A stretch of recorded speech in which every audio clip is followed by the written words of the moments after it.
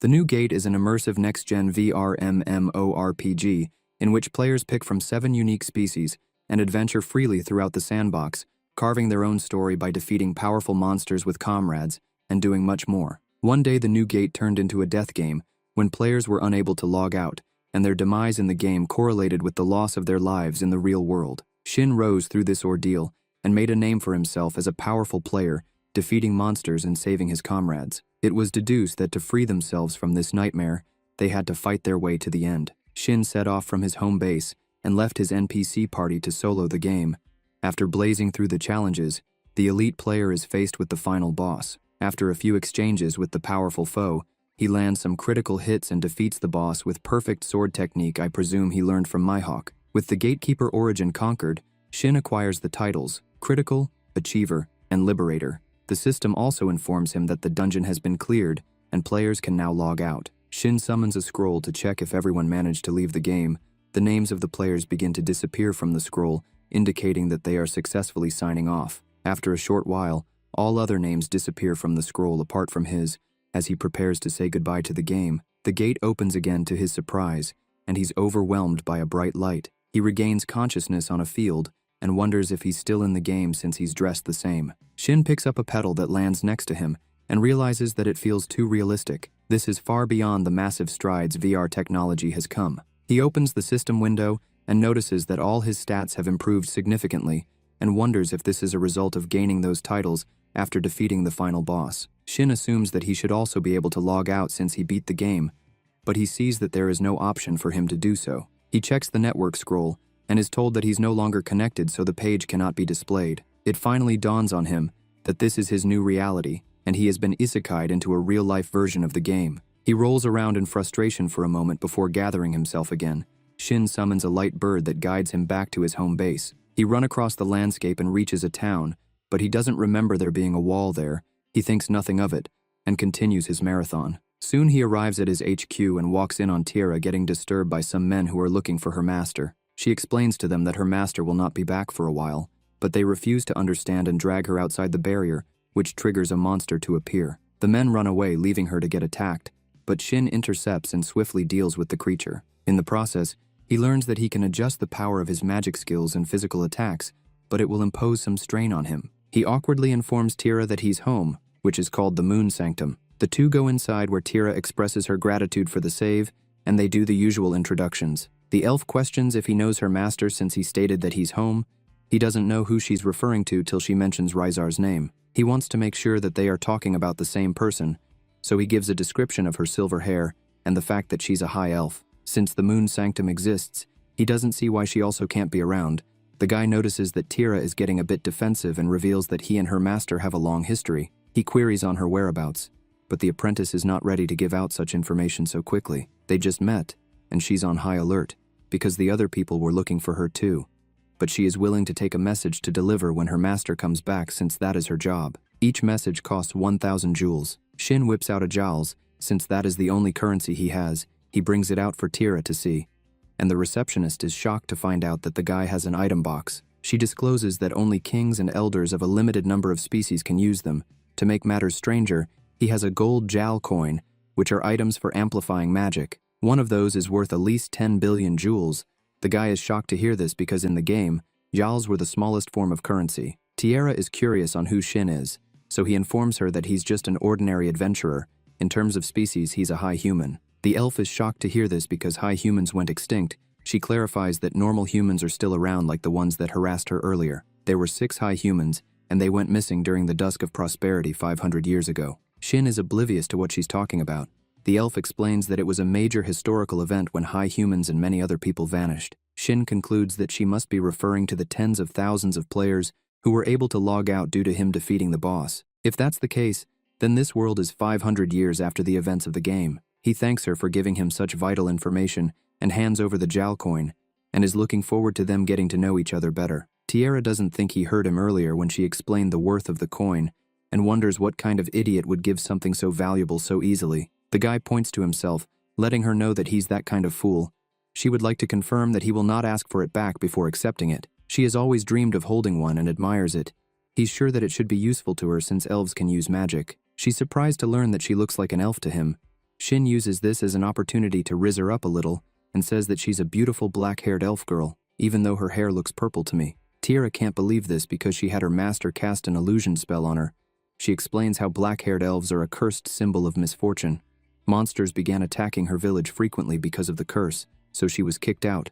It was Rhizar who saved her. There is a barrier around the shop that prevents monsters from entering, and an illusion magic is also used to hide her identity. She has lived in safety for the last century. Shin now understands that it was the curse that triggered the monster to attack earlier. Her master is looking for a cure, but the receptionist is content if she can live without bothering anyone. Shin knows that her hair has not always been black.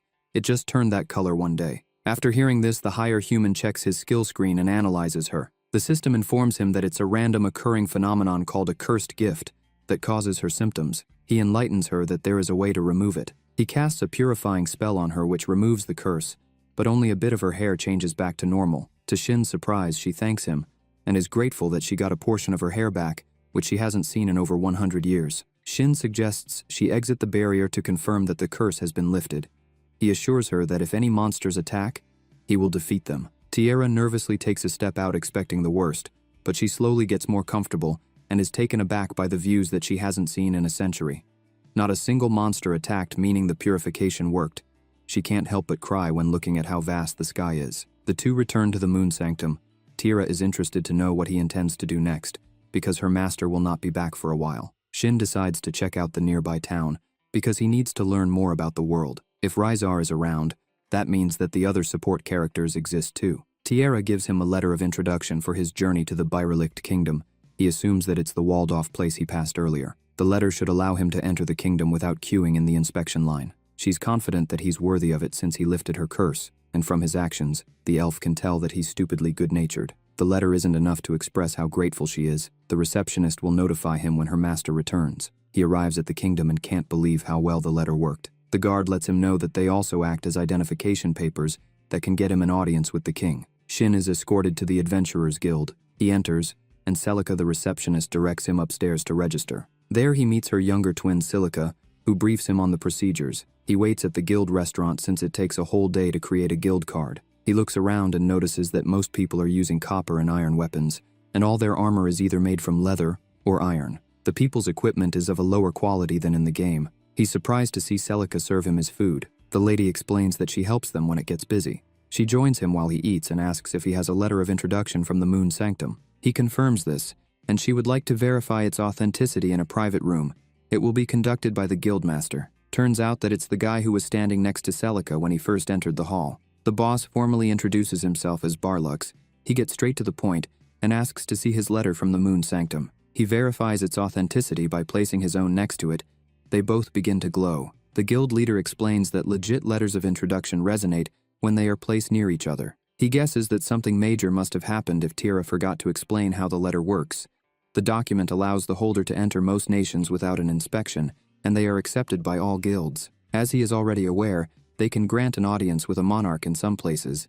The introductory letters are the most trusted form of identification. Shin can't believe the perks, and can see that Rhizar made a name for herself for her word to have such weight. Barlux tells him that there are people who would love to steal it for nefarious purposes, since the item holds so much power. He bluntly tells Shin to destroy the letter if he's not confident that he can protect it. The high human understands that Tiara trusted him with it, so he doesn't intend to let her down. Barlux is happy to hear that, and wants to get along with Shin since he's a man that was also recognized by the Moon Sanctum. With that sorted, the guildmaster wants to test his skill. After this, Shin finds an inn and gets some rest since he had a long day. He intends to start raising his rank once he gets his guild card. He falls asleep wondering when Rhizar is coming back. He wakes up the following morning a little disappointed that he's not in the real world.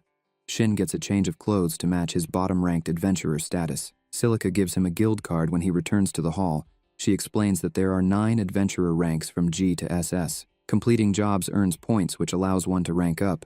He can take jobs up to 2 ranks higher than his current rank. The guy already has a harvesting hilt grass job lined up. As he leaves, Celica comments that he doesn't look imposing for someone whose skills has being recognized by Barlux. Shin complains about how difficult harvesting the grass is while in the forest. He's sure that the monsters in the area are weak enough to be defeated by his low-ranking equipment. An enemy pops up on his heartbeat sensor, and he decides to go check since its movement is odd. Shin meets a high-level skullface jack. He recalls some adventurers talking about how it attacked and ended someone.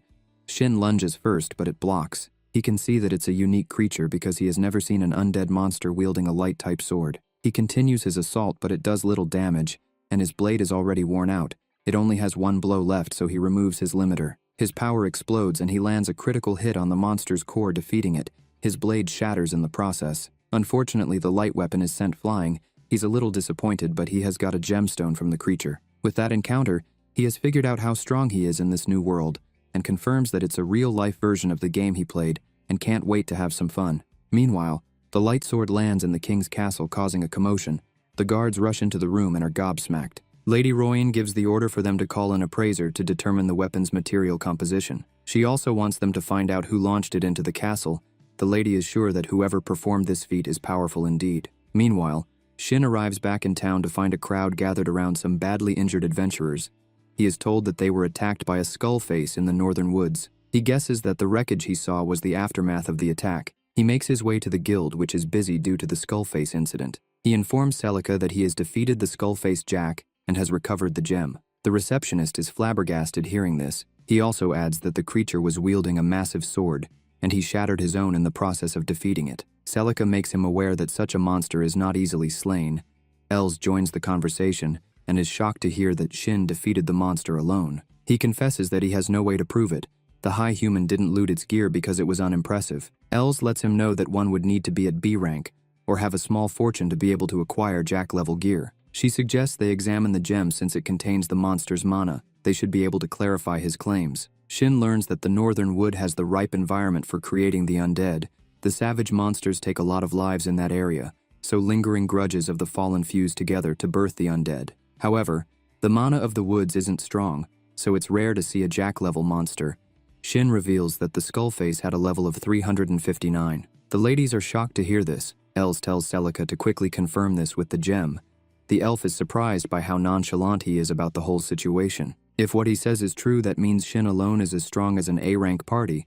After hearing this, he pleads for Els to keep this achievement a secret, as he doesn't want to attract attention. He goes to the restaurant while he waits for the results. Celica pleads with him if he would share his table with a fellow adventurer, which he consents to. The whole place goes quiet as Wilhelm takes the seat next to him. Shin recognizes his weapon as the legendary spear Venom.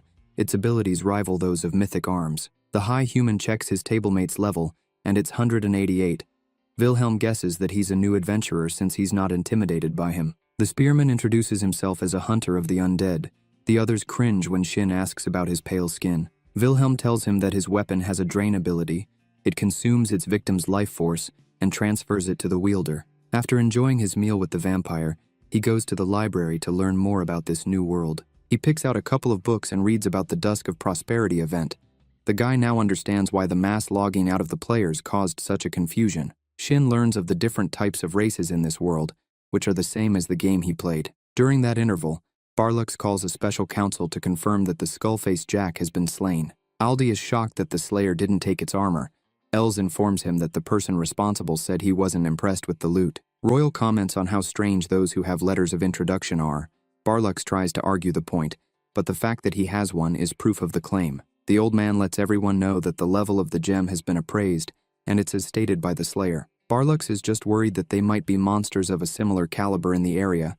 Aldi reveals that the Skullface Jack's level puts it on par with a king. Kylie has already launched an investigation, and will have answers by the following day. Aldi would like information about the unusual equipment the monster was brandishing, and the person who defeated it. The guildmaster is willing to give details about the weapon, but informs the knight that the Slayer wants to remain anonymous. Aldi tells the members of the council that the monster was defeated the same day the sword flew into the castle.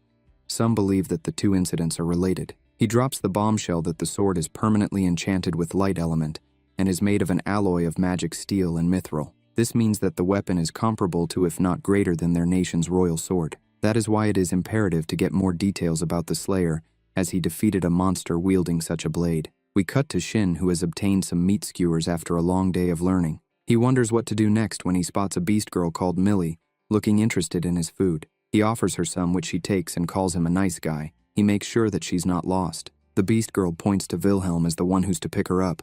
The vampire is surprised to see Shin again. The guy helps out at the orphanage, and he was sent to find the girl. Before they leave, she whispers to Shin, asking him to save the fox at the northern woods. Later that evening, He decides to check on the girl's request while he waits for Rysar to return, but he has an idea on how he could contact his old companion. The following day, Shin goes to the Moon Sanctum because he forgot to leave a message for Rysar. He leaves a blade for her to get in contact with him if she recognizes it. Tiara is interested, suspecting it to be an ancient weapon. He reveals that the blade is called Blue Moon and is her master's sword. It can only be used by people who have been given authorization. The elf can see that it's a powerful weapon, but she personally wouldn't want to use it because she feels like it will swallow her up. He suspects that that feeling must be coming from the base materials, as it's made from legendary monsters. Tiara has a glazed look on her face as she comments on how things stop making sense around him. Shin is sure that Blue Moon will let him know if Rysar remembers him or not. He also gives Tiara some special postcards that allows her to message updates to him wherever he is. He decides to test it to make sure it works, since he tried to send some to Rysar but had no success. Tiara asks for him to give her a few of the postcards for her personal use. He gives her some, but uses it as payment for leaving a message. He heads to the woods, and a voice tells him to leave as he gets deeper. He arrives at a temple which happens to be the heart of the barrier. Shin enters and finds a fox in the middle of a magic circle. The system informs him that the creature is poisoned and cursed. He quickly heals it before it loses its life. This triggers a swarm of undead to attack, but he quickly takes care of them. After that, the two wolf statues turn into invaded golems with a level of 674. The high human has an intense clash with them. His attempt to subdue them fails as they counter by creating a void space around him. They ambush him from the darkness, but he runs to the magic circle when the fox gestures to it. Shin can now see the two monsters and takes them out with a powerful attack. The miasma clears up, and he can see that the little fox is feeling a lot better as it jumps on him. He checks its stats and is shocked to see that it's an elemental. These are top-tier monsters. They normally take a humanoid or giant fox form. This is the first time he has seen such a small version. The fox decides to follow him when he asks it. He notes that golems afflicted with miasma and an elemental kitten were not in the game. He hopes that it could be a clue as to how to return to his world. Shin chooses to ask Millie about the fox when he gets back to town. All the while, Rysar receives a letter from Tira. She wonders where her apprentice got the magic item as she reads the content, and is surprised that her master, who is Shin, is back. While in the forest, Shin asks the elemental if it wants to form a contract with him.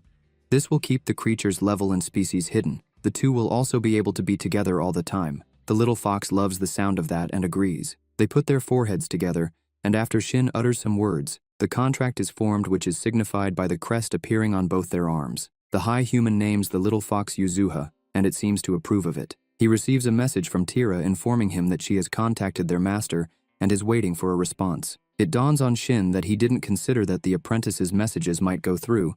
He goes to the guild when he arrives in town to report the abnormal number of undead in the forest, after which he looks at the message boards for jobs, when Yuzuha leads him to a particular one. The person is looking for a skill successor and directs interested parties to the orphanage next to the church. Shin takes the job posting since he's going there to see Millie anyway. He later gets to the church and looks around. He is greeted by the nun Tria and informs her that he has business with the orphanage when she asks. She desperately wants to know if he saw her job request. He confesses that he came to hear the details while coming to see Millie. The nun gets defensive when he mentions her name, but he explains that she asked him to do something for her. She takes him to one of the meeting rooms and later brings the girl. Millie is excited to see Shin and hugs him. From her interaction with him, Tria assumes that Shin is not a bad person and lets her guard down a bit. She confesses that it's rare for the girl to take such a liking to someone. The adults formally introduce themselves. He turns his attention to the beast girl to confirm if that is the fox she spoke about the previous day. She does so, and thanks him for saving it. The high human tells Yuzuha to show its gratitude to the girl for directing him to it. The little fox gets down and gives a bow of thanks, which is accepted by the girl. Shin now turns his attention to Tiria's request.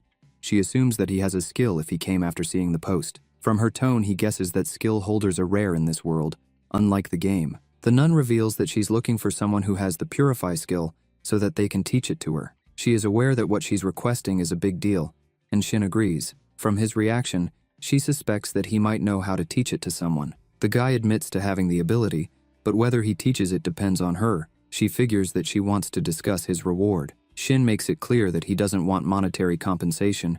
He would like to be briefed about Millie's power and wants the nun to share whatever information the church acquires. He's not surprised that she's a bit wary of his request, since he's a stranger, but he must gather as much information about this world in the shortest time possible. Millie assures the nun that Shin is okay.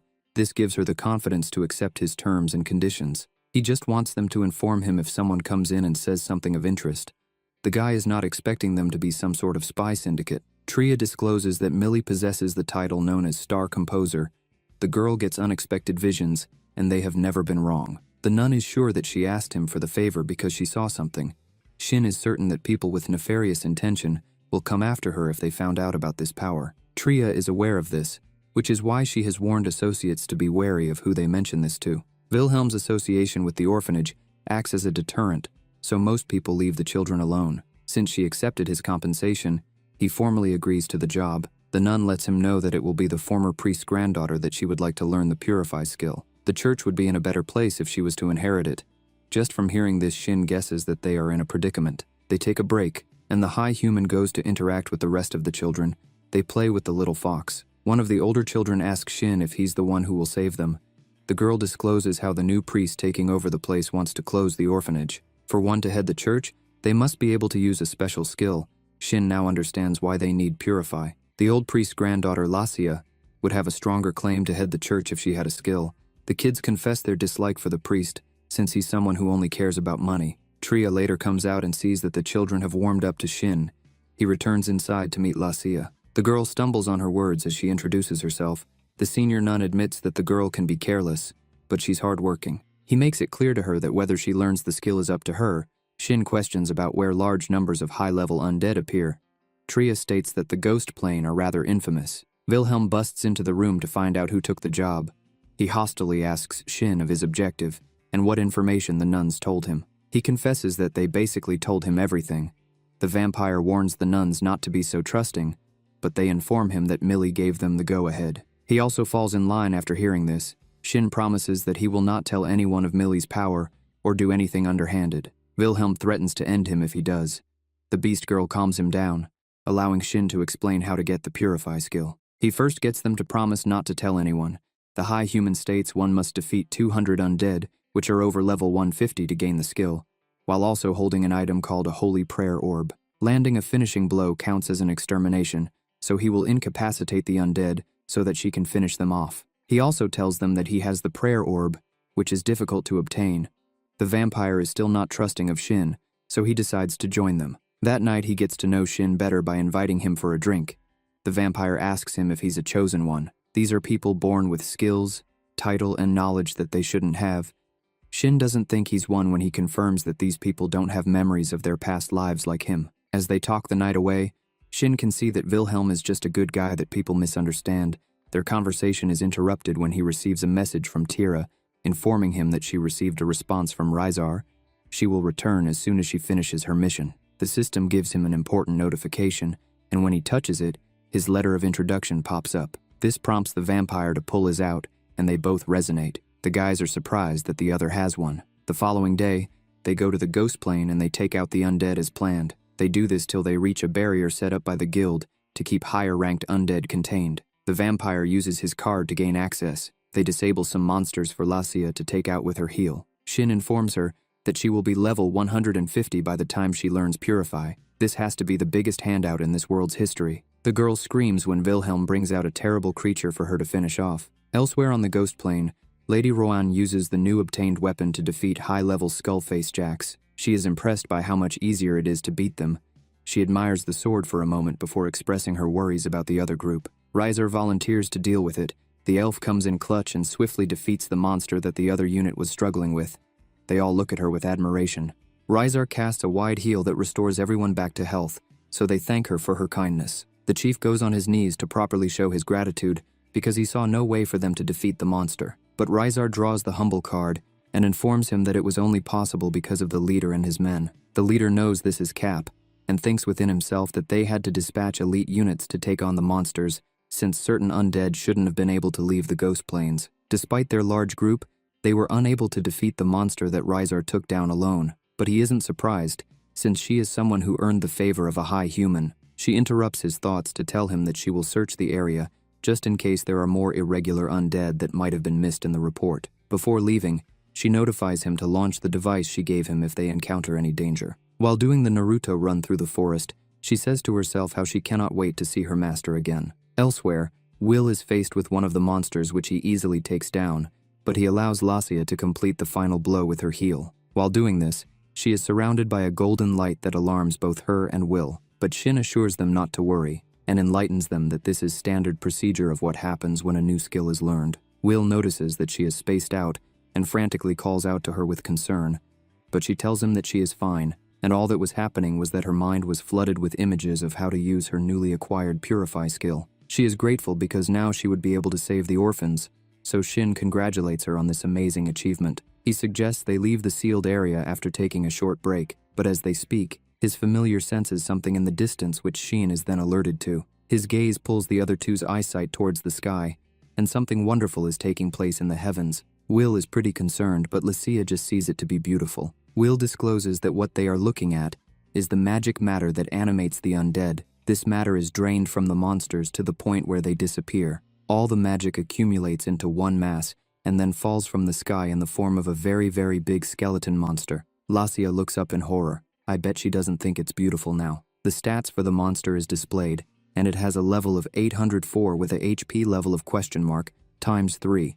So you know that this monster is packing that boss level HP. The group just stands there gazing at the amazing creature, and Lassia acknowledges that this monster could easily destroy an entire nation. She looks for assurance that the seal will be able to contain this monstrosity. Shin bluntly tells her that he's not sure about that. It's almost as if the creature heard them, because it jumps up like Michael Jordan with a crazy vertical and punches the barrier, which cracks it like the way Whitebeard cracked the atmosphere in Marineford. The nun falls to the floor in despair as the Lord looks at them and lets out a roar, rising an army of the undead to gather around them. Wilhelm puts Lassia over his shoulder and suggests to Shin that they break through and escape. The high human's demeanor totally changes as he informs the vampire that he's staying back to stop the skull face. Lord Wilhelm tries to talk some sense into him, but he understands as soon as Shin removes his limiter. The explosion of power stuns the vampire, who demands an explanation when they get back into town. Shin casts a physical enhancement buff on Wilhelm, allowing him to run faster to escape with the others. But Yuzuha refuses to leave its partner's side. He clears the path for the two with a lightning attack. With the weaklings gone, the high human summons a blade and dashes in. Yuzuha uses its Firefox to deal with the first wave, but they just keep coming. Shin unleashes a devastating attack when he stabs his sword into the ground. Rysar notices the explosion and goes to investigate. As Shin checks how many he eliminated, he wishes the elf was with him, as it would have given him more fighting options. Suddenly, a blue marker appears on his map, and it's mauling through the undead as it's approaching him. He recalls that a blue marker is for allies, so he makes a quick detour to meet this person. The guy arrives on a flower field and is met by Rysar. The moment is almost ruined when the undead show up, but the fox erects a barrier to give them a moment of privacy. The elf hugs him tightly, but she doesn't want an apology or thank you for everything that has transpired in his absence. He recalls what she's after and simply says that he's back, prompting her to welcome him. A tear runs down her face as she holds him. Yuzuha's magic runs out, causing the barrier to come down. The two decide to deal with the creatures and their boss before continuing their reunion. The two perform a combination purification spell, which purges all the lesser undead in the area. The Skullface Lord gets stunned. Shin capitalizes on the opening and cuts the boss with a new blade. The Lord demands him to give the power before meeting his demise. The high human is shocked to hear the creature speak. Shin retrieves the orb, but he's a little disappointed that he didn't learn anything new about his predicament. With the threat dealt with, Shin wants to have their talk. While sitting on the ruin, he explains how a gate threw him 500 years into the future after freeing everyone from the endgame. Rysar reveals how the continent was thrown into chaos after the incident. The other members of their party decided to split to try and deal with the widespread issues. Rysar returned to Moon Sanctum till present. The elf's accounts lines up with his research. Shin begs with the elf to stop calling him master, as this will bring too much attention to him since Rysar is a legend in this world. He prefers her to call him by his name. She blushes as she says it for the first time. Shin is happy to see her adapt to the new name. He talks about his plan to visit the sacred site to find some clues on how to return. Rysar discloses going there, but she didn't get to explore the site.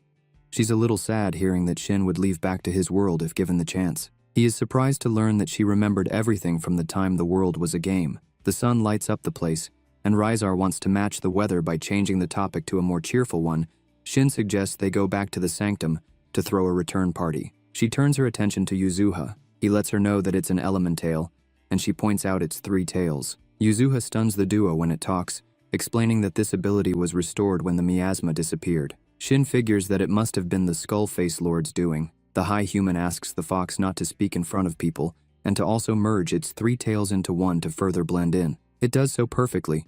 The elf finds it very cute and is given the chance to pet it, and reveals that Shin is the first person in history to successfully tame an elemental. She is not surprised given how OP he is. However, she notes Yuzuha's level is low compared to the elementals they have fought in the past. Shin wants to go back to the village to report the incident to the guild. They startle Wilhelm and the nun with their aura and speed as they approach. Meanwhile, Lady Rowan arrives at the Battle of the Skull-Face Lord and wonders who could cause this large gap in the ground. The unit leader recalls the light that purified the undead, and as she investigates the site, Gadrus interrupts to show her the blade found at the origin of the gap. They are not aware of the skill that causes this kind of damage, but Gadrus recognizes the falcon emblem on the hilt. He knows of a blacksmith who carves that into his swords. One swing demonstrates the power of the blade even though it is nicked. The only one capable of forging swords on this caliber is the Black Blacksmith, the most skilled artisan of the high humans. The captain is a little surprised to hear this because she didn't think there were any high humans left in the world. Gadrus states that there is no way for them to be certain.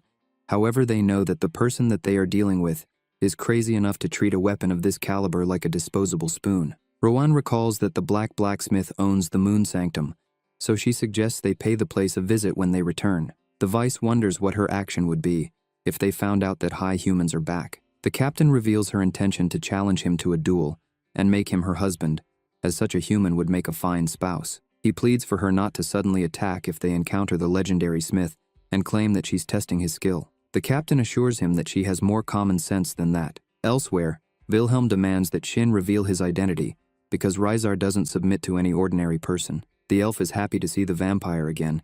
He's more concerned about getting information. Shin tries to give him fake news that Rysar defeated the Skullface Lord, but Wilhelm doesn't believe him, which is evident when he holds Shin at spear point and attacks. Shin dodges and confesses that he's a high human and Rysar's master. This explains the crazy mana he sensed from him. Shin discloses that he was even holding back. Wilhelm reveals that the records talk about how incredibly strong and skilled high humans are. There are people who currently revere high humans as gods. Shin knows that this could cause him problems if these kind of people find out his identity. He reveals that he's a blacksmith, but the vampire doesn't take his claim seriously even when Shin offers to upgrade his spear at a discount. Lassia finally wakes up from her nap and is starstruck when she's introduced to Rysar.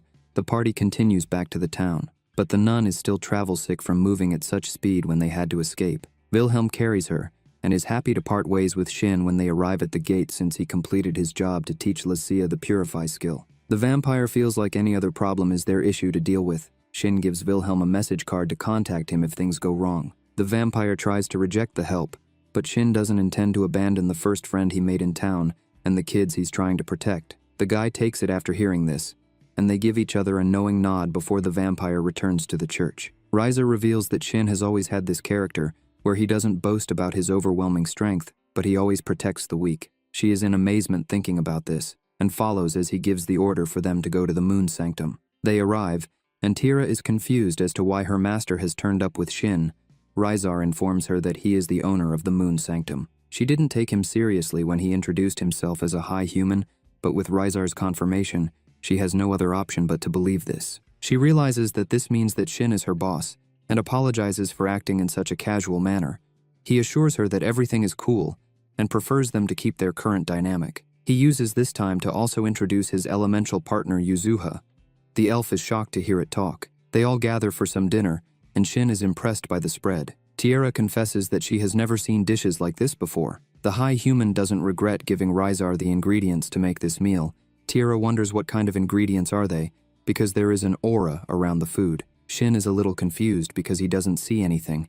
He lists some high-end meats and vegetables that are almost impossible to get. The crazy thing is that they are so rare that no one would ever think to cook with them. Razor explains that the aura is the remnants of the mana or life force in the ingredient. This is often seen with powerful monsters and rare plants. They give their thanks for the food and enjoy the meal in each other's company. Shin learns further details from the support characters and is happy to hear that they are living their own lives. Tira's interruption shows that the juice has altered her state of mind. Rysar puts her to bed, prompting Shin to also call it a night. He opens his room, which hasn't changed in over 5 centuries. Yuzuha has already found the bed and is sleeping. He changes into his housewear and falls asleep as soon as he hits the bed. Later that night, he wakes up to find Rysar lying next to him. He is surprised to see her. The elf tears up as she calls Shin's name while sleeping. The guy doesn't know what the tears mean, but he knows that leaving suddenly hurt her emotionally and apologizes. The bright morning sun wakes up Shin, and he's shocked to see that Yuzua has transformed into her human form. He makes some clothes that are typically worn by humanoid elementals. He's willing to adjust the size and color to what she prefers. She tries it on, and it's too big. He amends it before they head down for breakfast. Riser is glad to see that she has transformed and sets another seat for her. After the meal, they gather to hear Yuzuha's story. The elemental got hurt trying to stop a natural disaster and decided to rest in the shrine to recover. She thought that she was going to meet her demise just before Shin showed up and saved her. The high human reveals that it was because of Millie that he was able to save her. Yuzuha plans to go and thank her later. Shin suggests they send a gift along, prompting Rizar to recommend they bake some kafal for her. It is an elven treat that Tira makes, and they are one of their top-selling products. Shin is a little confused because the Moon Sanctum doesn't primarily sell food. Rizar reveals that they couldn't replenish their weapon stock because Shin is the only one who can unlock the armory. He promises to make some blades to replenish their store's inventory. She changes the topic, stating that she would like them to meet Geralt. Shin is stunned to hear that he's alive because high beasts have a lifespan of 150 years at the most, and it has been 500 years since the Dusk of Prosperity. Rizar states that the guy doesn't have much longer to live, and he has been waiting all these years for Shin's return. It is disclosed that Geralt was the first beast king when he united the various beast tribes. The current king is the 8th and has all the military might and abilities of a leader. This has allowed Geralt to wait for Shin in peace. Since he's not in immediate danger, Shin decides for them to travel normally, and they will be setting off the following day. Tira is surprised to hear that she will be joining them on the journey. Now that Shin is around, the shop can be moved anywhere. She has been locked up for a long time, so it would be good for her to see the world. Tierra loves that idea, and they prepare for their trip. Rizar goes to report the Skillface Lord to the kingdom, and the rest sort out some other things. Shin decides to go to look for a job that is in the direction of Farned, so that he can rank up as they travel. He also intends to visit the forge to make a few swords to stock up again. Rizar also suggests they create a party so that they can use voice chat. It is known as telepathy these days. As Shin adds everyone, Rizar asks Tira to register as an adventurer. The elf goes to find something more appropriate to wear. The high human opens the forge after a long time. He warns Yuzuha not to touch anything since some items are cursed. He gets straight to work, but his first blade is beyond the level of anything available in the nation's shops. He reduces the quality to fit the current standard and makes a few which replenishes their stock. Tierra gets dressed ready to go, so they head out together.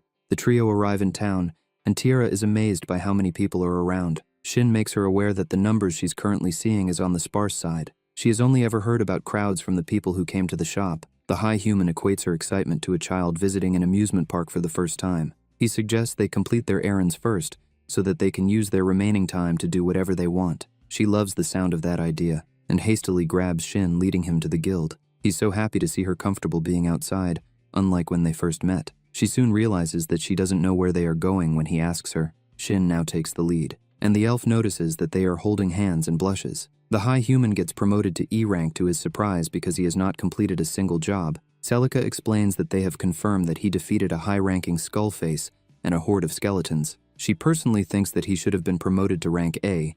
Shin is sure that the guild refrained from doing so because it would cause a massive uproar if he got a big level up. The receptionist changes the topic as she asks how he knows Tira in a hostile tone. He explains how they are traveling together on mutual business. Shin was hoping that she could register as an adventurer and get a guild card. Celica bluntly inquires about their relationship status. They both deny being a couple and are shocked that the receptionist already knows about them running through the city holding hands. She explains that a beautiful lady like Tira is bound to catch people's attention. Shin tries to steer the conversation back to business and asks if the guild has any information on sacred sites. These are places that have been destroyed during the Dusk of Prosperity. She lets him know that she can't disclose such information to those below rank B. He intends to come back for that information when he is ranked up. He notifies that he's going to Farned and wonders if she has any jobs he could complete along the way. Celica whips out a huge book and searches for jobs in that direction. A client called Nock wants a wagon escort to Beirun. He requires a maximum of 5 people, and he's willing to pay 10 silver coins per person. Shin likes the sound of that job, and the elf doesn't protest. Celica tells them that the wagon will be leaving that afternoon when the bell rings thrice. She also informs them that 2 adventurers have already signed on, so they should meet up with those guys. Tira still must wait for her guild card, and the wagon doesn't leave till the afternoon. He suggests that they wander through town as they head to the church. Shin watches on as the elf interacts with the various vendors as they try new food too. The party eventually get to the church where they meet Lasya, who stops her sweeping to greet them. She and Tira get acquainted. The nun is excited when she hears that the elf is Rizar's apprentice. She's eager to know more details about Rizar. After being questioned by Lasya, they make their way inside where Millie comes to say hello. The beast girl reveals that the orphanage will not be closed because of his efforts. Lasya adds that she'll be taken over as the next head of the church, due to her learning the Purify skill. The nuns are so grateful for his help. Shin asks of Wilhelm's whereabouts, and is told that the vampire is investigating the priest that was to take over. He is sure that the man will not back down quietly. They also need to find out what his motive was for taking over the church. Shin leaves the nuns and Millie with amulets that are enchanted with different kinds of magic. This should further protect them. The other kids hear that Shin is around and come to greet him. They end up taking a liking to Tira and inundate her as they want to play. The nuns later apologize for the children's excitement. The elf reveals that she was just unsure on how to play with them since it was her first time. They go back to the guild to collect Tira's card. She finds it surreal that she's now an adventurer. Shin suggests they go pick up the moon sanctum. The elf finds it ridiculous that he can carry his house around. He sees it to be completely normal since he's the one who owns it. They stop at a secluded alleyway, and the elf is moved by the beauty of the crystal he brings out. She has never seen one so large and refined before. She is stunned to hear that it has been enchanted with the teleport spell. It instantly warps targets to a saved location. Shin proposes they use it to get to the moon sanctum faster. Tierra reveals that teleportation is a lost spell that no one knows how to use. Shin casually reveals that he can make as many crystals as possible if he has the materials. Tierra just accepts the reality that he's a legendary high human, so anything is possible. They warp as soon as the coast is clear. They instantly find themselves at the moon sanctum, and the elf found the whole experience to be strange. Shin gives the storage prompt, causing the structure to glow brightly till it disappears. He shows Tira a pendant in his hand, revealing that this is the moon sanctum in transport mode, which impresses her. They head to their job now that they have finished all their errands. The trio arrive at Nock's wagon. Guyan and Tsubaki introduce themselves as the other two adventurers that took the job.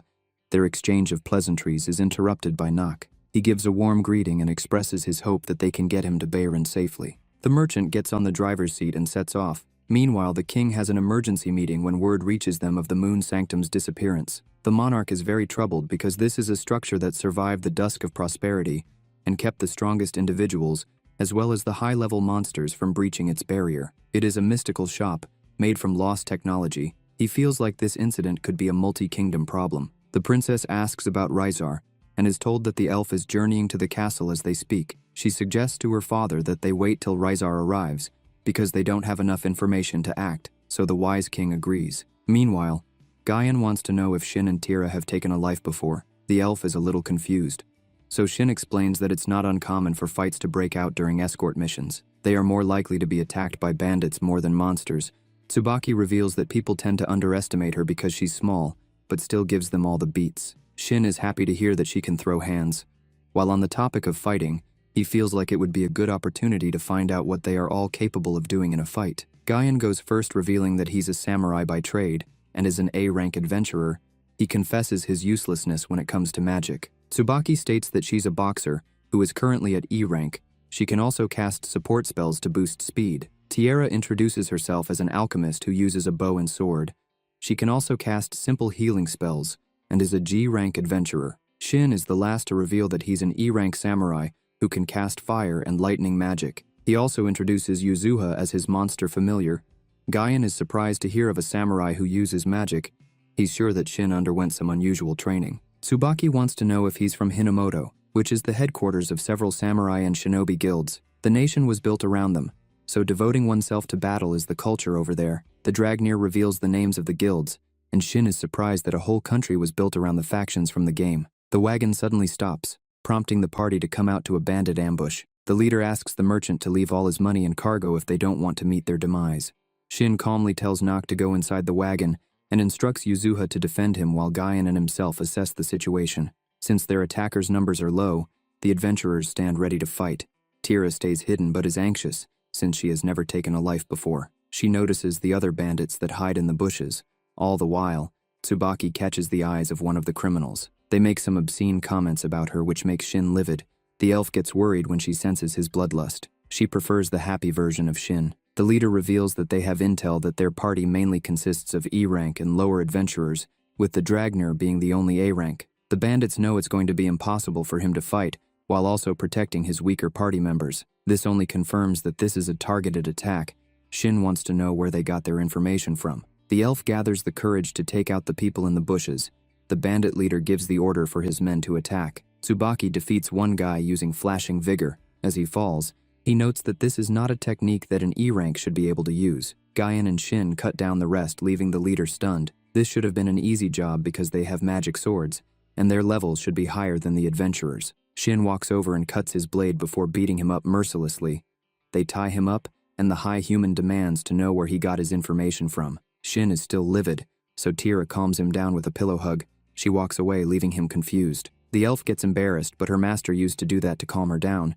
She looks over to Shin, who is still ashamed. Shin asks Tsubaki to explain, but she doesn't have a clue what the elf's actions was all about. The escort mission continues after the bandit leader confesses that they got their information from the church. Apparently, they attempted to raid the wagon for the goods connected to the church, but the person who hired them for the mission didn't tell them what the items were. However, they were instructed to eliminate everyone on the wagon and escape with the cargo. Shin recalls that the nuns need official authorization from the church headquarters to appoint the next head of the branch. He suspects that someone may be trying to prevent that, and this attack was more than a coincidence. He feels escorting this wagon was the right choice. They arrive at Beirun without further incident, and Nock is impressed with the service. He hands them their job completion certificates to present at the guild. The merchant is more than happy to hire them again if he needs anything. The party split back into their duos after reporting to the guild. Guyan and Tsubaki are going to Kilmont next. The Dragnir is sure that they will meet again if destiny wills. They say their goodbyes and leave. Shin wonders if they should continue their journey in another wagon as he found it to be comfortable, but Tira comments on how it's a little taxing on the posterior. Shin has an idea to get their own carriage. Since the journey to Farnet is still far, they go to the dealership, and the high human is a little bit disappointed by the selection because they all look the same. He gets excited when the idea of modifying one comes to mind. The elf is surprised to hear that he only intends to reduce the shaking and improve the movement. This should significantly elevate the ride. Tira was getting worried, feeling like he was going to make the carriage move without horse or fly through the sky. Shin wants one that is large enough to sleep in and finds the perfect wagon at the back. It even has room for luggage. He calls over the salesman to make the purchase, but informs him that they will be picking it up when they are about to leave town. The vendor advises them to get a horse with strong legs to pull the wagon because it's a bit too heavy for one horse. Shin would rather use a monster to pull it. He has been hearing rumors that people have been doing that. The salesman feels like it's a good idea if they are capable of taming one, as they are much stronger than normal horses. Shin suggests that they can have Yuzuha transform if they get desperate. The high human gets a telepathic call from Rizar. She informs him of the completion of her business in the kingdom and offers to tame a beast while on her way to their location. Rizar expects to be with them in 1 day's time. She also reports on the castle's concern of the disappearance of the Moon Sanctum. Rizar is happy that it has moved because she was getting fed up with them trying to recruit her. She even recalls how a different kingdom tried to claim ownership of the Moon Sanctum. The elf considered eradicating the entire nation. Some people also tried to get access to the sanctuary by proposing to her. Shin is not surprised, because Rizar is stunning in his eyes. She asks the high human if he's jealous, and his yes makes her blush. She teases him before they end their conversation. Shin turns his attention to Tira and suggests they do some sightseeing while they look for an inn. A store owner overhears their conversation and recommends one. The duo go there, and it's more of a 5-star hotel. Just looking at it, they are sure that it's going to be expensive, and the vendor is collecting her affiliate check. They request separate rooms when the receptionist assumes that they are a couple. Shin comments on how the rooms cost almost half of their reward money from their last job, but when they enter, they can see why it costs so much. After tending to his blades, Tira joins him for some dinner in his room. Yuzuha decides to take a bath with Tira to unwind after a long journey. Meanwhile, Rizar encounters a Grufazio jade and feels like it's good enough to be their mount. The following morning, Shin is woken up when Yuzuha blocks his breathing by lying on his face. He plans to work on the wagon until Rizar arrives. Tira is curious to see what modifications he's going to do, so she's going to watch. Shin uses a special creation skill for working metal to alter the axles, while also adding some springs to reduce the shaking while they are on the road. He did it quickly, as not to attract unwanted attention in the showroom. He also intends to install some bearings normally when they get out of town. Rizar interrupts to alert them of her arrival just outside the city gates. Shin and Yuzuha can sense a powerful creature up ahead as they make their way there. They arrive to find the Gruifazio Jade standing before them. The high human discloses that the monster maxes out at level 650. This one's level is 751, and its aesthetic is completely different, so he guesses that it's unique. Razor presents it as their new mount that she picked up near the sacred mountain. The creature takes a liking to Tira when it starts to snuggle up to her. Shin is sure that a creature of that level will garner a lot of attention. Razor only wanted the best for Shin, so she tamed a sacred class beast. The Gruifazio Jade can also transform to a smaller and less intimidating form. Tierra feels exhausted after that ordeal. Shin reveals that most people would have fainted in the presence of a monster like that. Shin never expected Rysar to bring such a high-level monster.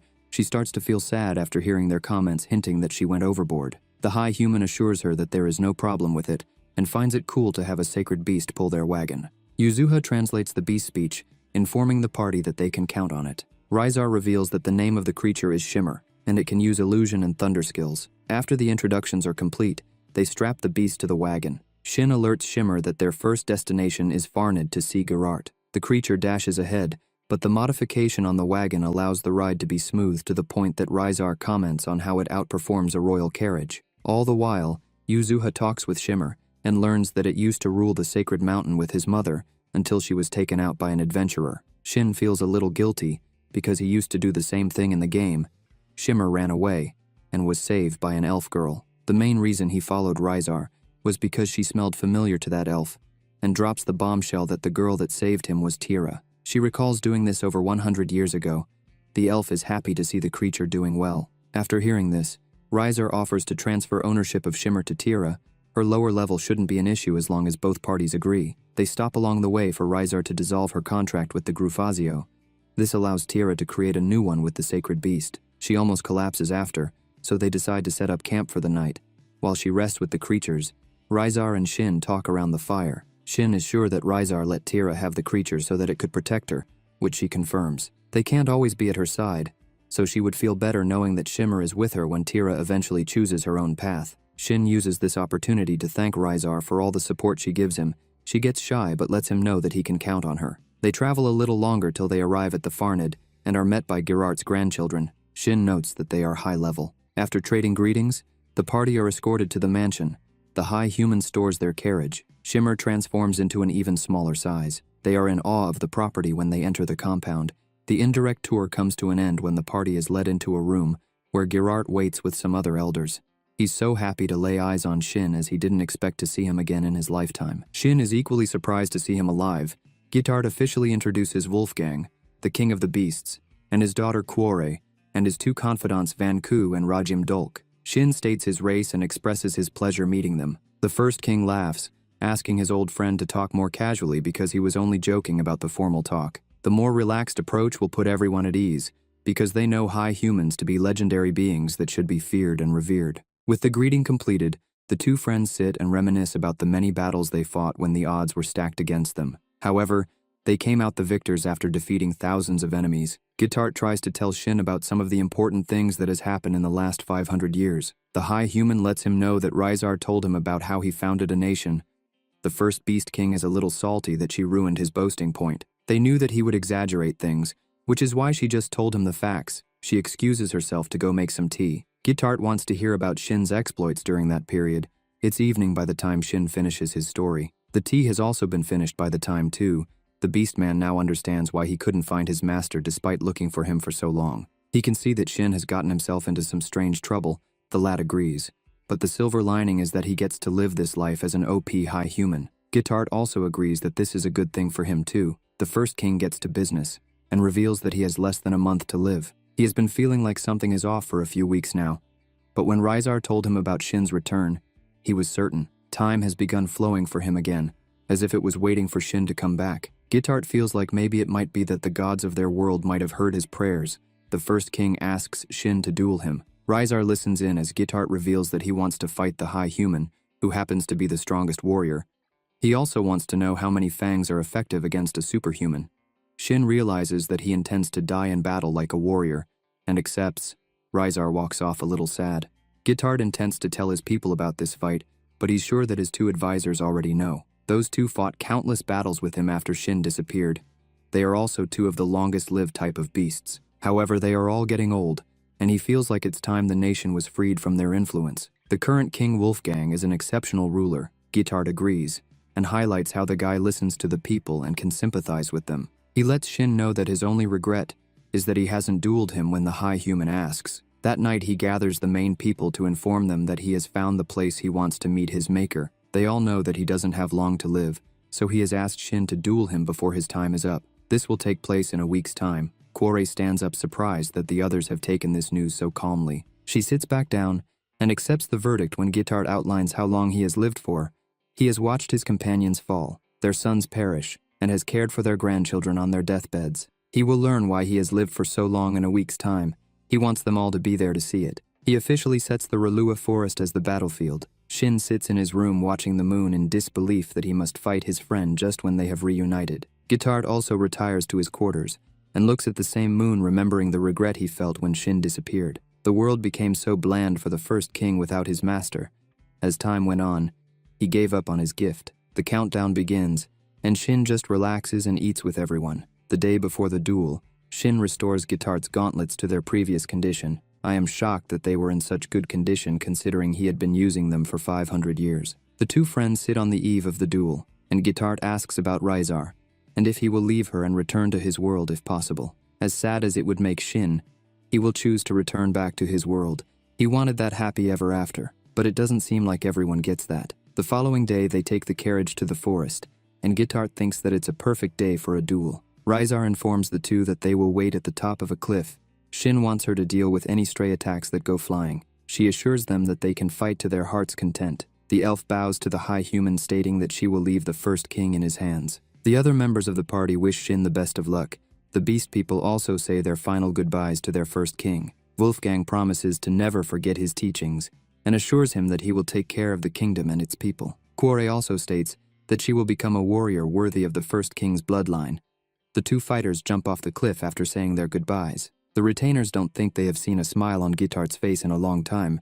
Wolfgang pats the first king's daughter, telling them that they should witness him realize his dreams. The two start their battle with a scream before attacking. The explosion from their clash indicates to the others that the duel is in session. Gitart comments on how heavy his master's blows are, but Shin is sure that it is nothing that the first king can't handle. The two continue to clash all around the area. Wolfgang and his daughter are amazed because they didn't know Gitart was that strong. Rysar is sure that they should be done warming up by now. Tira is gobsmacked hearing this and asks her master if she's as strong as them. She simply says that she would struggle against Gitart. Tira takes this as her admitting being stronger than the first king. Wolfgang feels like they should sear this into their eyes. Gitart reveals that the techniques he developed to fight Shin are useless. The High Human knows that the first king has more power in the tank.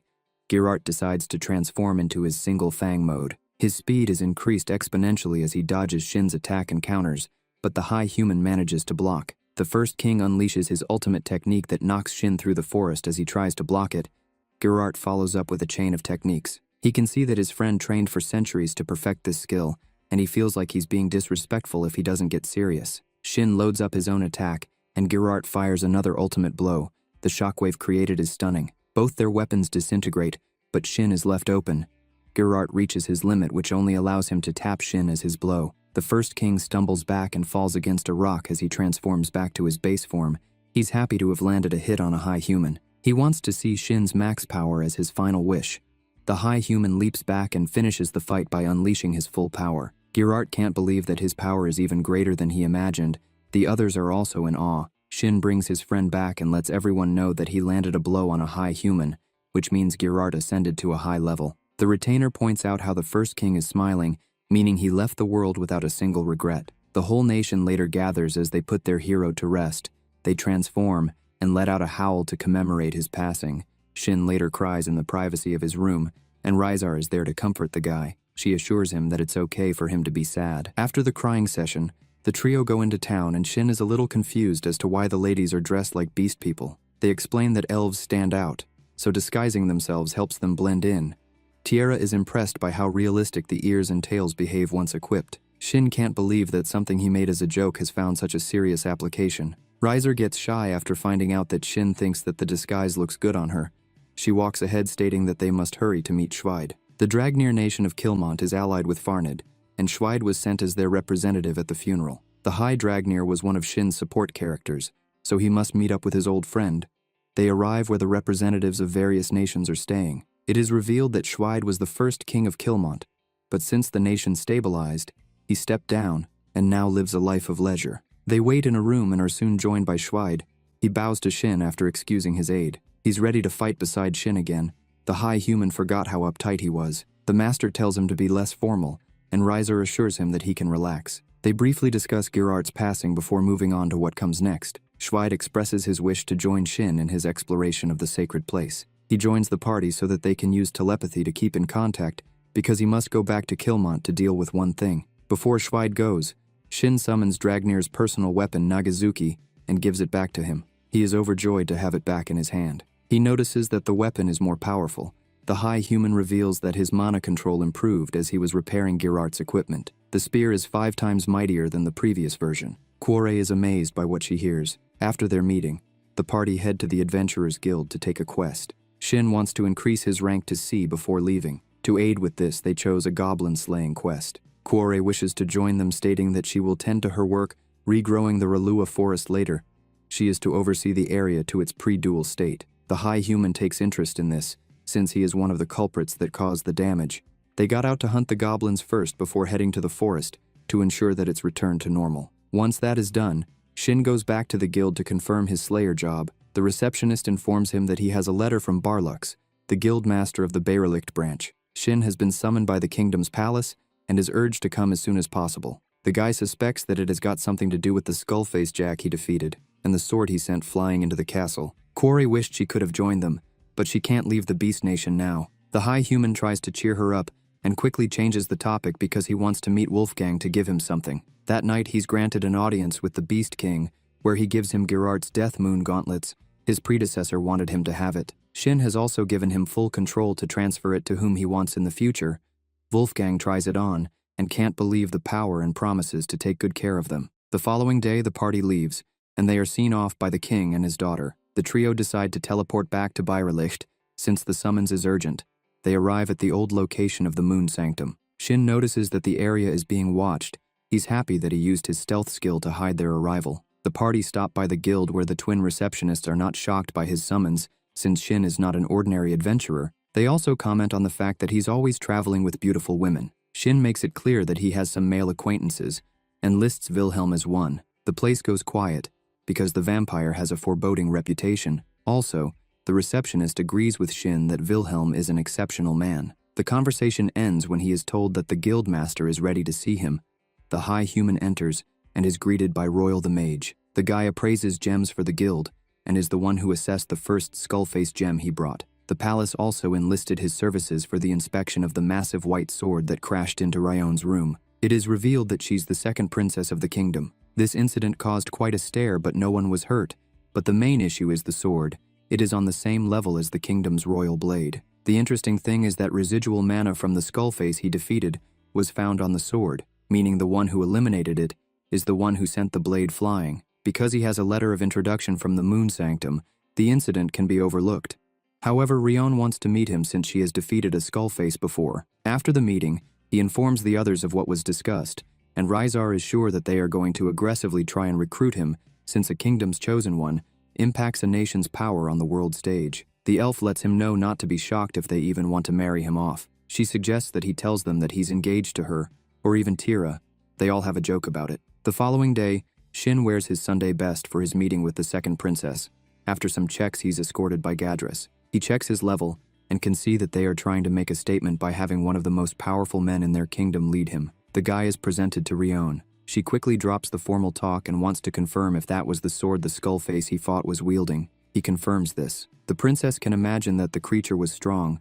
Shin informs her that it destroyed his weapon during the battle. She can see that the high human is different, because most adventurers that are summoned try to impress too much. Some even use it as an opportunity to plot assassinations. She tries to bait Shin by saying that some thought that he would try this, but he assures her that he's safe. She already knows that Rizar will not grant someone with such a plot a letter. She gets right to business and asks him to fight her. Shin thought she was going to ask him to marry her, but he's still confused nonetheless. Meanwhile, in one of the castle corridors, a dark force attacks one of the clergymen. Back inside the room, Gadris feels like they should talk about Shin entering their service first.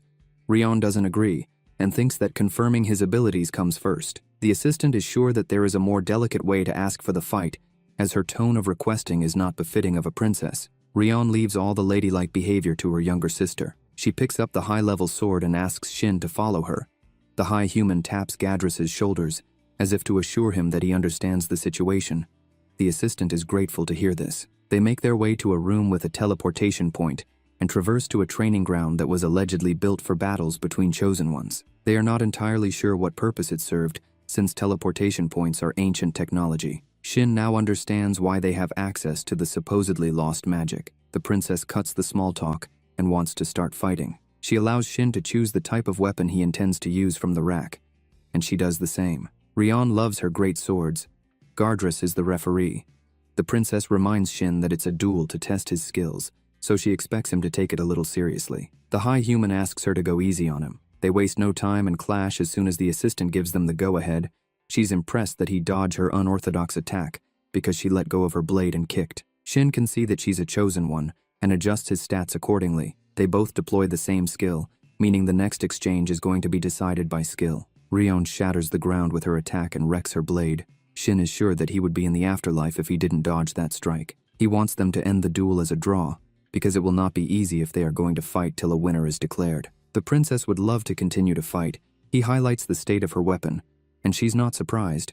Gardris also feels like they have seen enough of Shin's skills to say that he rivals the princess. Rion agrees to conclude the duel to the two's relief. The princess asks Shin to join them, but he politely declines as he prefers the freedom of being an adventurer. The princess is more than willing to accept him if he changes his mind in the future. He asks about the Skullface's sword she carries with her. She reveals that it is customary for a man to give a woman a sword as a proposal, so that she cut him down if he messes up. She wants to consider the sword that crashed into her bedchambers as a gift from him.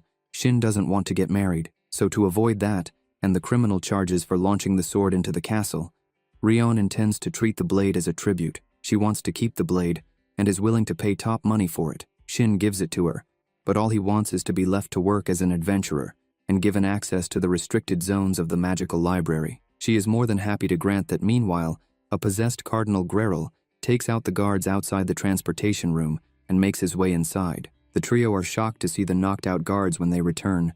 The dark presence of Greril alerts them. Shin gives the heads up that the Cardinal is afflicted with charm and confusion. The high human feels the dark power and can also sense that they are being teleported. The princess and Shin are moved to the Holy Land of Kalkia.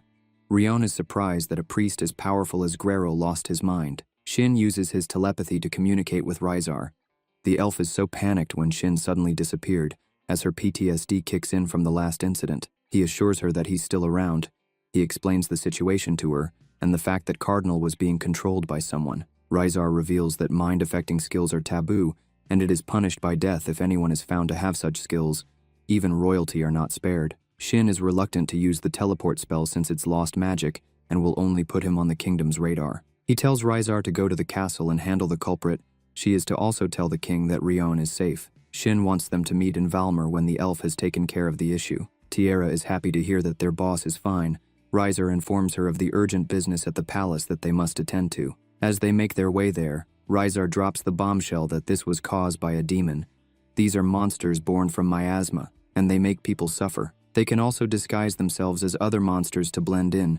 Normal creatures become aggressive when afflicted with miasma. The more humanoid a demon is, the more powerful and intelligent the creature is. They are also ranked by their power, with the highest being a Grand Duke and the lowest a Viscount class. Rysar is sure that the one they are dealing with is a middle-of-the-road count rank, given the fact that it used skills to control a man. That would make it level 300 at the lowest and 400 at the highest. Tira is less than half of the lowest value, so she will be observing how Rysar deals with the situation. They infiltrate the castle using a concealment spell and head straight to the dungeon to confront the demon. She puts the guards watching over Greril to sleep and makes themselves visible to him. The cardinal is back to his senses, but he can't recall what happened. The elf prepares to dispel the status effects on him when the plant-based demon attacks. Rysar cuts the assault. The monster recognizes her. She confesses that it has been 500 years since she encountered a demon. The creature tries to recruit her on their side, as he points out how she was abandoned by her high human master. His statements that the ascended humans will not be coming back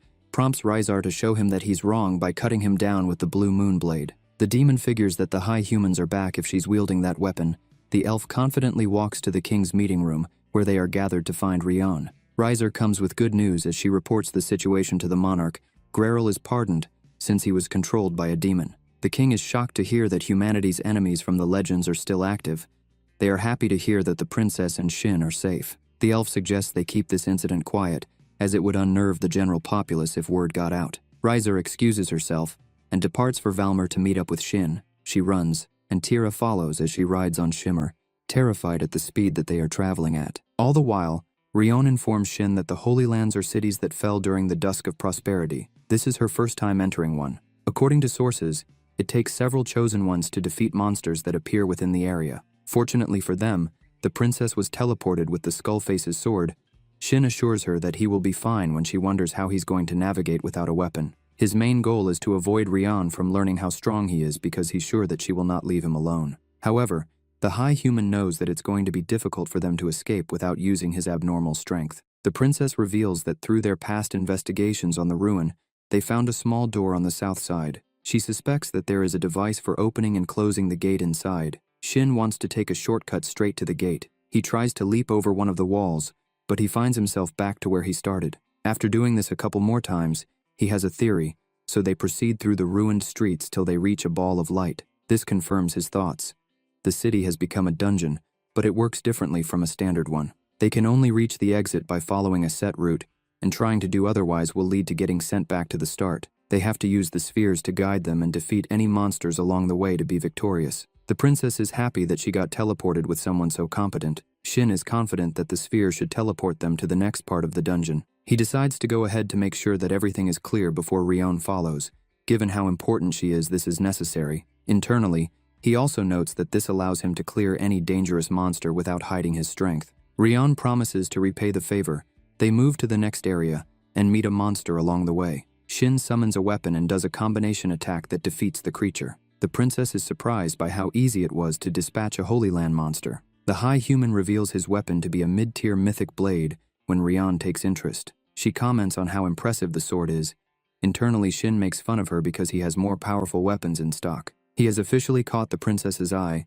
The duo proceeds looking to avoid as much danger as possible. Shin is a little frustrated that he can't go all out right now. They soon find another ball and pass through it, and are later met by a giant slime. Rion gets arrogant and rushes in alone to defeat it, but she's captured. The monster starts to erode her with its acid, but the high human cuts her free. He catches her, but she doesn't notice the creature modified her outfit.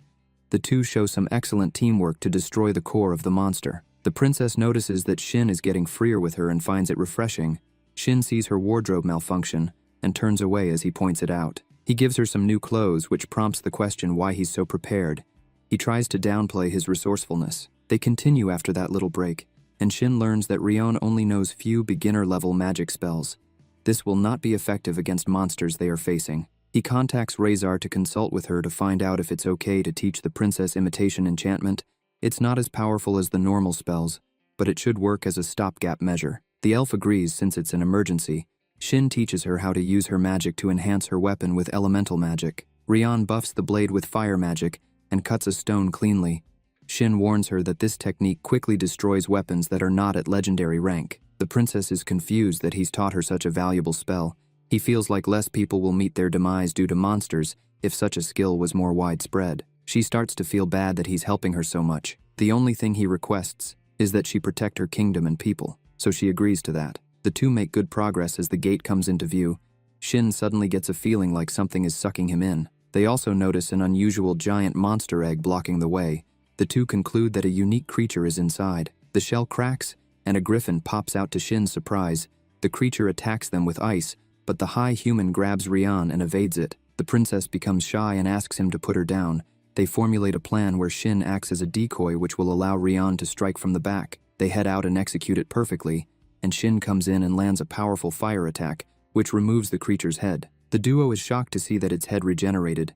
Shin can't defeat it without going all out, so he tells the princess to go and find the device that opens the gate while he draws its attention away. The high human removes his limiter as soon as Rion leaves.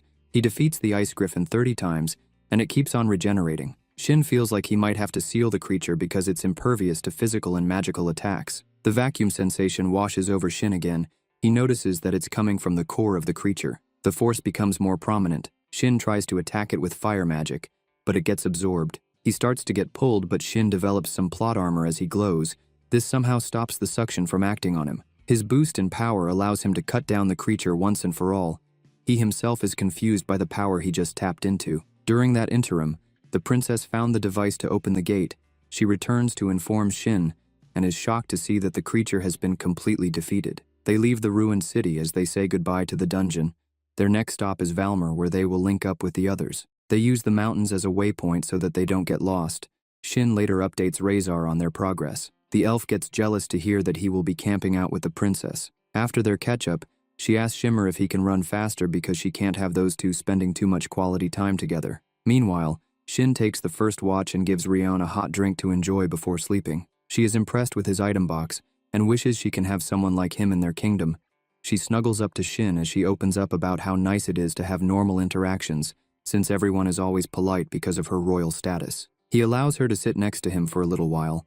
The following day, Shin and the princess are woken up by an army of monsters heading toward Valmer. Rion is sure that it's a flood, which is when an overflow of the magic matter from a holy land comes together, causing a vast release of monsters. Shin notes that most of the creatures are low level, but is confused as to why they are heading for Valmer. The princess reveals that the Holy Land is protected by a mist, and the path to the city is the only way to avoid it. Because of this, Valmer is well fortified and serves as a blockage against such floods. The city still suffers significant casualties when this phenomenon happens. There are still a few days before the horde reaches the blockade, so Shin suggests they hurry and join the guard. The duo arrives at Valmer soon after, and Rion goes to meet the local lord while the High Human reports the danger to the Adventurers Guild. Master Lact welcomes Shin and hears him out, but he's resistant to act on it in case it's a false report. But Shin shows his letter, which immediately increases his validity. The Guildmaster declares a state of emergency and is sure that the army will also mobilize if the princess has an audience with their lord. The city currently has a shortage of chosen ones, so Lact is happy to hear that Shin will be helping. He makes his way to meet Rion when he comes across a tavern with a familiar name. He asks Riser about it, but she's clueless. Shin bumps into Barrett, who is one of his friend's support characters from the game. Since Riser exists, he's not surprised that this guy is around as well. The two go for some tea to catch up where Shin reveals the upcoming danger. Barrett offers his services since they are acquainted, so the High Human asks about the shop he came across. Shin is shocked to hear that it's his real-world friend's shop, and that there are others who are also based in the city. Barrett has a list of game players that are still in the world, although it's not comprehensive. Shin looks and notices that all of them were involved with him in some way. Barrett also pulls out another list of known player exterminators.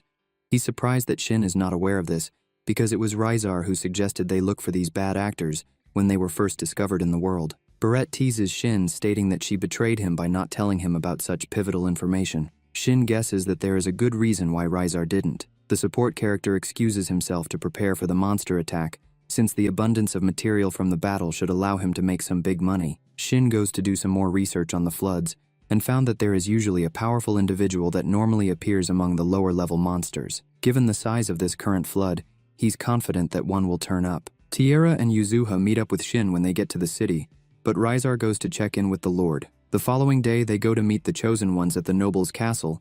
Shin still wants to know why Rizar didn't tell him that there were other players in the world. They are welcomed by Lord Taro and get straight to devising a strategy to defeat the monsters. The elf volunteers to give the knights some training before the battle. Tira is devastated when she's forced to join in. After the meeting, Shin activates the Moon Sanctum to make a disguise for himself. He updates it to an ominous-looking scythe. The night of the battle comes, and everyone gets into position. Rion is excited to use her new blade some more. Rizar alerts Shin that there is something she would like to discuss with him after the battle. The sea of monsters catch their attention. The elf starts the beef by casting an area of effect spell that leaves everyone stunned. Shin follows up with his own fire attack. They all get hyped and charge in. Wilhelm and Lacia come to give their support. The nun restores a fatigued Tierra who fired a powerful explosion shot. Shin changes into his disguise and asks the soldiers to retreat. He unleashes his cursed weapon and cuts down the monsters. The leader of the flood appears, and it's revealed to be a demon.